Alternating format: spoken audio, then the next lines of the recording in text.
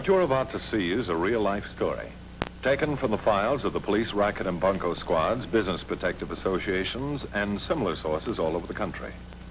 It is intended to expose the confidence game, the carefully worked out frauds by which confidence men take more money each year from the American public than all the bank robbers and thugs with their violence. Captain Braddock. Captain Braddock. Ready. Working with the racket squad, I've tangled with all kinds of phonies, all kinds of bunco games. But this gag was something special. I call it the case of the miracle mud. It all started a short time ago, quite by chance, in a little suburban community about 20 minutes ride from our city. A busy little town called Fairview, with about 20,000 pretty loyal citizens. It was just the kind of a town Jim Edwards was looking for, the kind of a place he wanted to settle in. That's what he told Mary Higgins, Fairview's leading and practically only real estate broker. I'm sure you're going to like Fairview, Mr. Edwards. I think Fairview's fine, Miss Higgins. We think so, too. Of course, I could go back home, but Nebraska gets mighty cold in the winter. The climate's not too good for a leg like mine. Oh, I'm sorry. It's arthritis. Funny kind of thing to collect in a war. The doctor says I've got to learn to live with it. I'm sure it will improve, Mr. Edwards. Tell me, what kind of a place were you looking for? It should have some trees, and maybe a little stream nearby. Something like Nebraska. It's got to be pretty cheap. I'm sure we can find something for you. Let's get started looking right now. All right. Well, that was Jim Edwards, and that's how he met Mary Higgins. Mary was immediately sympathetic to this troubled young man. She'd find him a nice place to live, and that was a promise.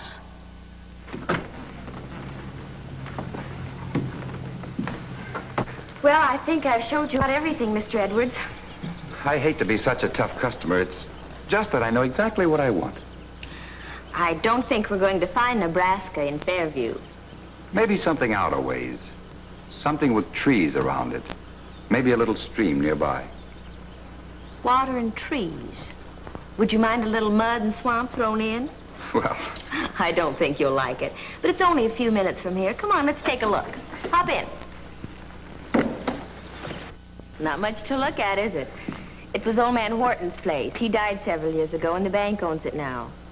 looks all right. All right. Those trees over there in that stream.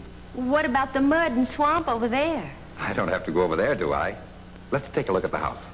All right, let's go.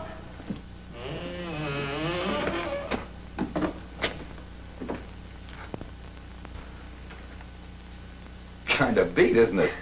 It sure is.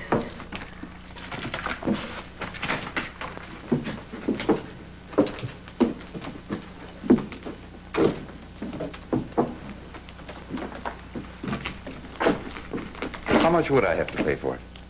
You're not serious. I sure am. Some paint, a little nails, and some elbow grease will fix this place up fine. If I can ever get this old leg of mine working again, there's some acres on the south side where I can do some planting. Do you really think you want this place? Sure, if the price is right. The bank has been trying to unload this mud pot for years. Offer them half of what they ask and they'll grab it. Okay, let's start offering. Well, Jim Edwards bought that broken-down house and paid $1,750 for it. $1,750 in the cold coin of the realm. Now, I suppose you want a little money. Jim thought he made the best buy of his life. Mary wasn't quite so sure. Jim was more than an ordinary client now. And Mr. Robinson? Yes, Mr. Robinson was delighted to cross a liability off the books. Well, now that just about does it. How soon can I move in, Mr. Robinson? Well, since the escrow is in order and the house is empty, I think just as soon as you'd care to. That'll be this afternoon. Where can I get a taxi? I'll be your taxi. Well, I wouldn't want to trouble you. No trouble. Just call it a Mary Higgins Company service. Thanks, Mr. Robinson. Thank you. Inside of a week, he had the house looking pretty good. Everybody in town might have thought that Jim bought a lemon. But they liked Jim, and they wanted to be helpful. I got you no roof here. Thanks, Ed. I thought you didn't have it in stock. How did you get it so fast? What's 40 or 50 miles between friends? How much? Oh, no hurry, Jim. You can pay me when I bring that pipe out. Oh, now, Ed. Now, look, I'll be around Sunday and give you a hand. So long. Thanks, Ed. Jim, come in a minute. Well, how do you like them? Swell. I finally found a reason to be glad Mother taught me how to use the sewing machine. I sure appreciate all the help you're giving me. Well, I guess I want the place to look nice because I feel so guilty. Guilty? Why? Oh, you know, selling you a pig in the poke. But now, I don't know if I did. I think you did fine. About these curtains.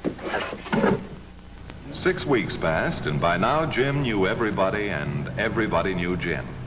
The climate, or whatever Fairview had to offer, was doing things for Jim's health. He walked straighter now. His limp was noticeably better.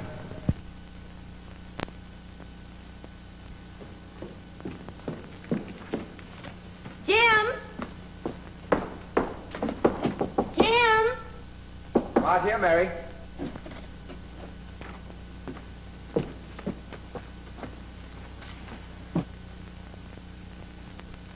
What are you doing in there?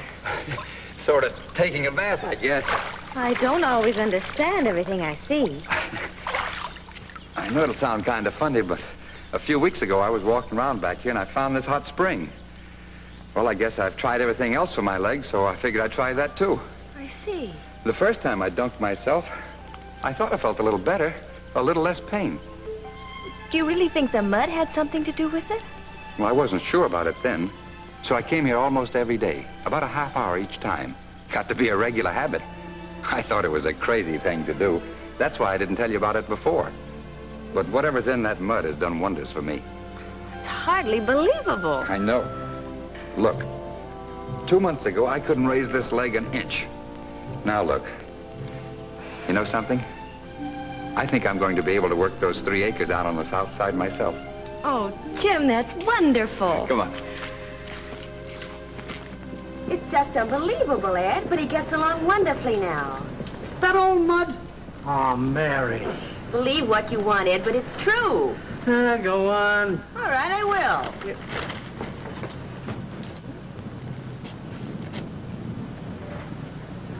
There must be something to it, Mr. Platt. He actually wallers around in that mud twice a day. So I understand. Still babbling about the mud, Ed? You wouldn't believe in anything. I'm in the insurance business, Ed. I believe in facts and figures. Well, there must be something to it. Edwards couldn't hardly walk when he came to town. Now look at it. That's exactly what I've been saying. Why, that goo is better than medicine. My wife got Edwards' permission to try it. She's been over there the last couple of days. She says it helps her rheumatism. And she's not the only one. Mrs. Billings is trying it, too. Might be something. You can't tell. So your mother-in-law is ailing, Ed. Why don't you send her out there? That old battle axe, the only way to do her any good is if she went into it head first. That's a good one. Jim Edwards' discovery got around town pretty fast. And it wasn't long before there was an article in the town paper. And then it really started. Hi, Mary. Hello, Joe. I just got a call from a Mr. Harrington. What room is he in? The room is 306, 307, and 308. That guy would have taken the whole floor. Who is he? Oh, I don't know, but he sure got nothing but money. Maybe he'd like to trade it in on a little real estate. Sister, that guy could buy up the whole town. Maybe I'll sell it to him.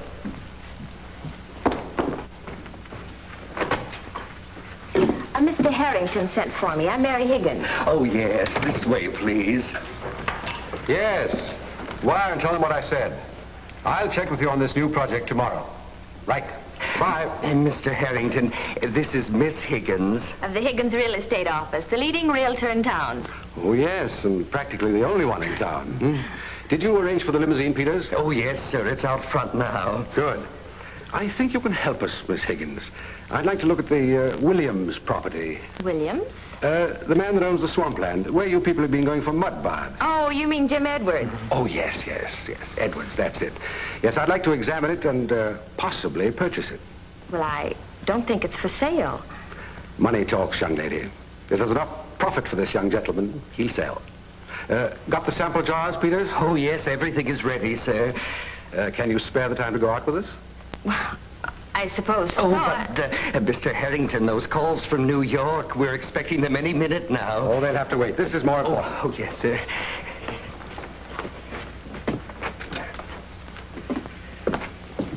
What the case of the miracle mud? Well, it seemed that the mud out at Jim's place was getting a lot of publicity. And not only in Fairview. Big business was interested now. Yes, young man, this may be an important day for you. I'm sorry, Mr. Harrington. I still don't understand. If those samples contain the elements of therapeutic value we think they do, you're going to make some money. Well, I don't know about selling the place. I like it here. I've made it my home. I know how you feel. But if we build a health resort here, a national spa, it'll help not only you and those in your community, but ailing people all over the world. Well, Peters? I have everything necessary, Mr. Harrington. Good. We'll fly them to the main office this afternoon. The report should be here in the morning. May I run you back, Miss Higgins? No, thank you. Jim will take me. Very well. You'll be hearing from me. All right. Goodbye. Bye, Miss Higgins. Jim, what do you think? I don't know. It's all so sudden. It sure would be a windfall. When they start making the offers, you let them talk to me. I handle the real estate around here. Okay, you're the boss.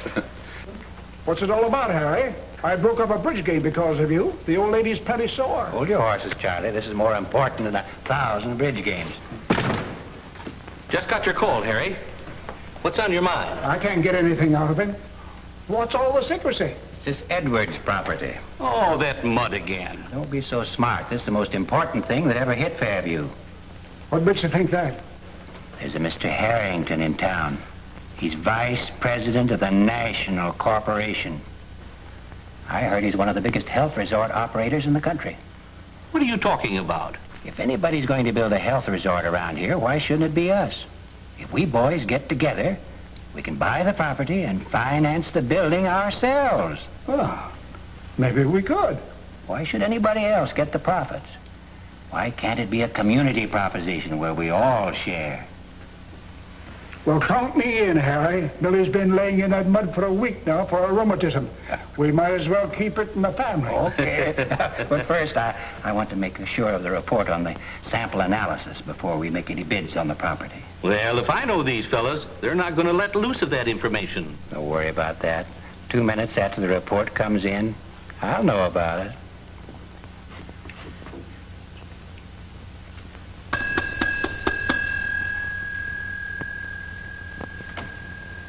I got a telegram from Mr. Harrington. Can you tell me what room he's in? I'll deliver it. Now, wait a minute. I'm supposed to deliver it myself. I'm the clerk here, and I deliver all messages.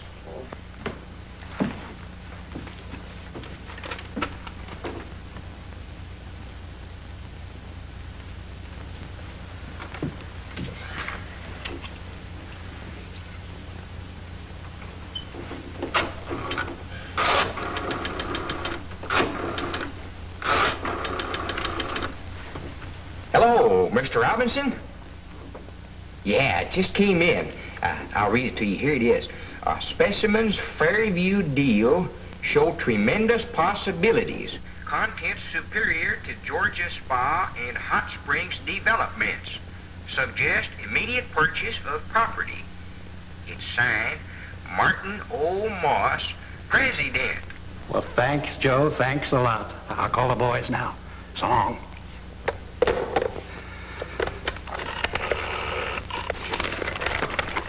There you are. Sign right here.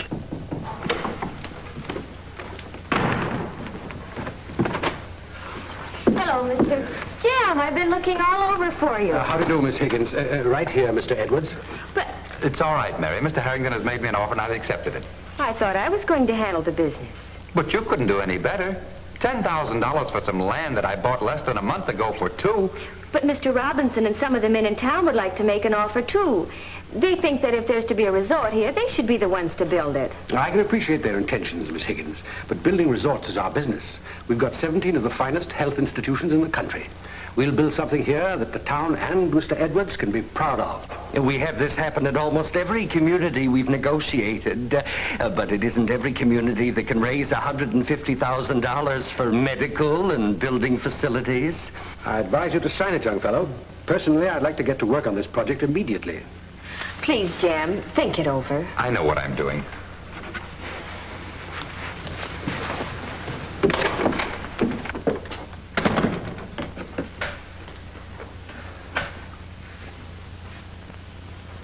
Why is it in every town we go into, you find a dame? Why not? It makes the work more enjoyable. Yes, and it makes trouble. Every time. Why don't you try minding your own business for a while, Harrington? It is my business. One of these days, we're going to get knocked off just because of you. You got no kicks coming. I stood the town on its ear, didn't I? The next time you take the mud bath's bright eyes, I've been living so long it's liable to become permanent. Shh. All right, relax. Check outside, Peters.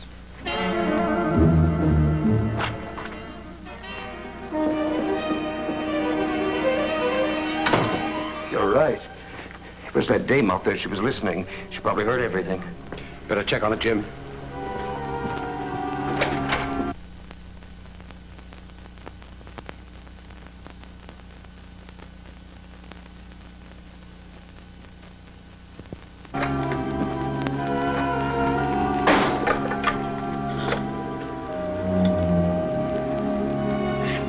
Get me the police. Hurry.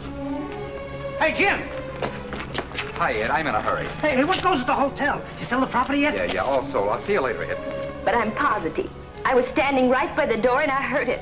Every word. Well, I'll find out what I can,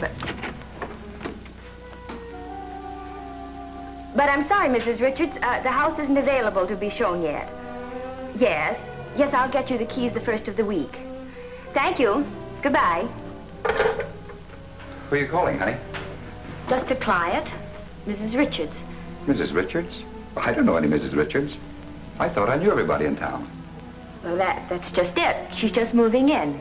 You call anybody else? No, why? I don't know. Suppose we talk about it, huh? I'm sorry, but I'm busy now. Just a minute. I said let's talk about it. All right, let's.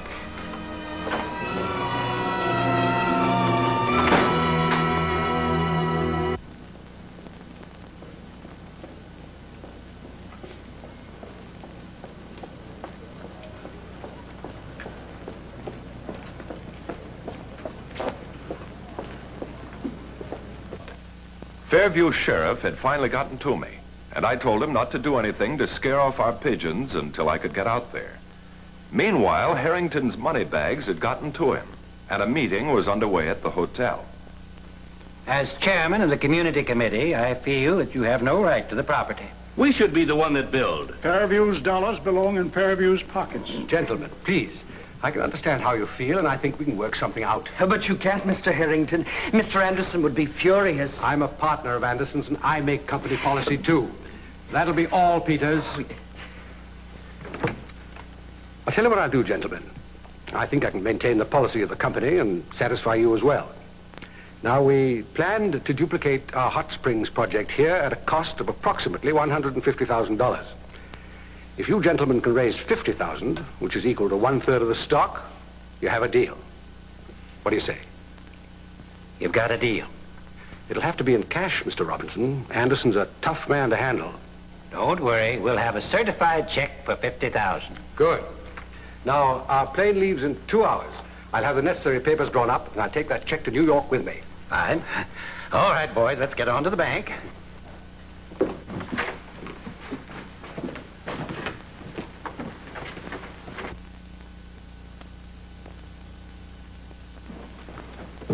$50,000. Not bad. You could have gotten 100. You're always squawking, aren't you?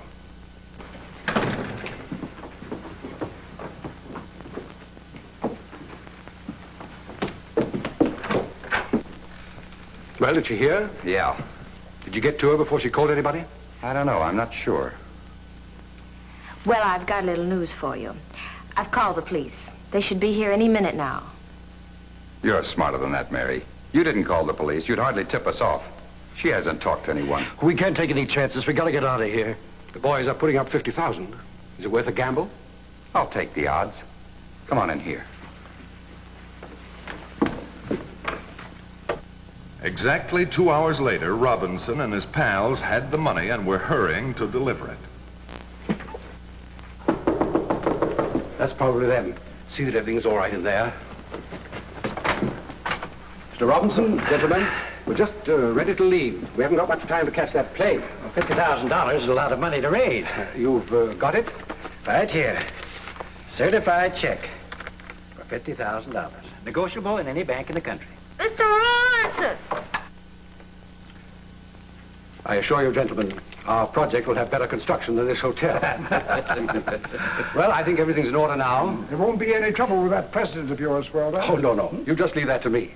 Here's your receipt and the complete data of our conversation this afternoon. I think I've covered every detail of our discussion. Well, I believe so. Of course, we'll have to enter into a regulation legal agreement later on. Oh, certainly. Well, if we're going to make that plane, we'd better be starting. Goodbye, gentlemen. Good day. I'll be back first thing Monday morning. I'll be seeing you at the bank. Of course, of course. So long. Good day, gentlemen. Goodbye. Peters, Jim? Everything packed? Everything's all set, but what about the dame? We'll be across the border before they find her. Come on, let's get going. Going someplace, Mr. Harrington? Who are you? I'm Captain Braddock from the Racket Squad. The city DA would like to have a talk with you boys. About what? We're respectable businessmen. Sure. Respectable businessmen with a private plane chartered right into Mexico City. All right, take them away then. It's the end of the line, Buster. Add this to your collection, Ben. I take it you're Miss Higgins. I'm sure glad to see you. The department has a lot to thank you for, Miss Higgins. If it hadn't been for your phone call, those boys would have been working their mud racket in another town before the week was out. Well, alias Edwards, alias Harrington, alias Peters had a good racket. Pretty profitable while it lasted. But with these particular boys, the racket will be dead for 10 years. That is, with time off for good behavior. Believe it or not, many good citizens fall for this racket. And remember, rackets don't always happen to the other guy. So keep your eyes open, friends. It could happen to you. Well, I hope I've been able to give you some idea of how the con man operates in actual cases. The fact is, you'll find con men almost any place. From the scrubbiest parts of town all the way up to the playgrounds of the social set. And in each case, they manage to fit right into the background they're working against. And when you tell a sucker that he's been swindled, most of the time he won't even believe it. But finally, when the truth does sink in, he says, but how was I to know he didn't look like a con man? Well, they never do. Or they wouldn't be in the business very long. Now, can you tell a con man when you see one? Is there any way? No, because he looks just like anybody else. The con man uses only what nature gave him. His brain, charm, an ingratiating manner, and an understanding of human nature that would do justice to a professor of psychology, believe me. Let's face the facts. No one's going to give you something for nothing. Investigate before you invest. Don't be a sucker for these criminals who are so confident they can fool anyone, even you.